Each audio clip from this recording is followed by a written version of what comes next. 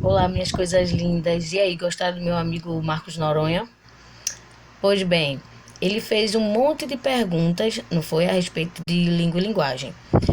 Aqui eu vou colocar apenas a versão resumida, tá bom? Porque a aula completa, depois eu vou mostrar a vocês o link onde vocês podem acessá-la.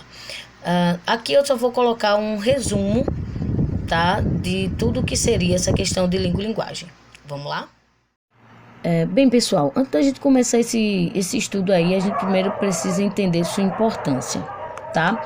Compreender e aprender a diferença entre língua e linguagem e seu conceito faz com que a gente também aprenda a ler de forma mais eficaz os textos, fazendo assim com que a gente interprete e compreenda esses textos de uma forma mais adequada. Ok?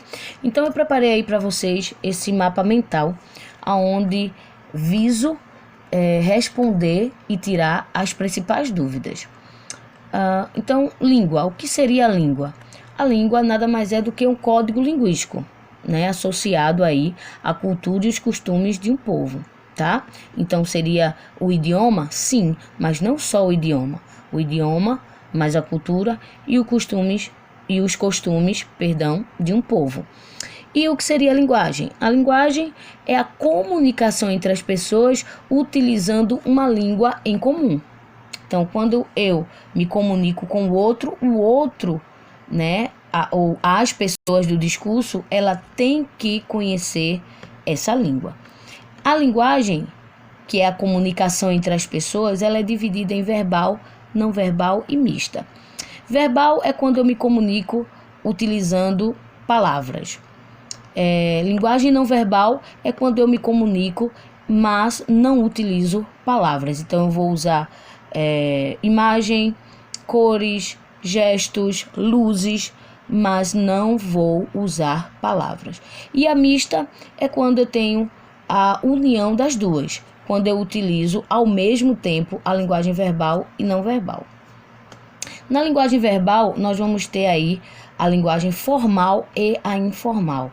A linguagem formal é aquela a qual nos preocupamos em utilizar a gramática, tá? As regras da língua.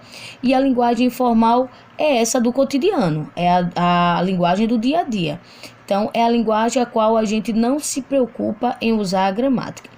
A linguagem informal, ela ainda é dividida em variedade linguística ou variação linguística, tá? Onde essa variação linguística é dividida em histórica, regional ou geográfica, social e cultural.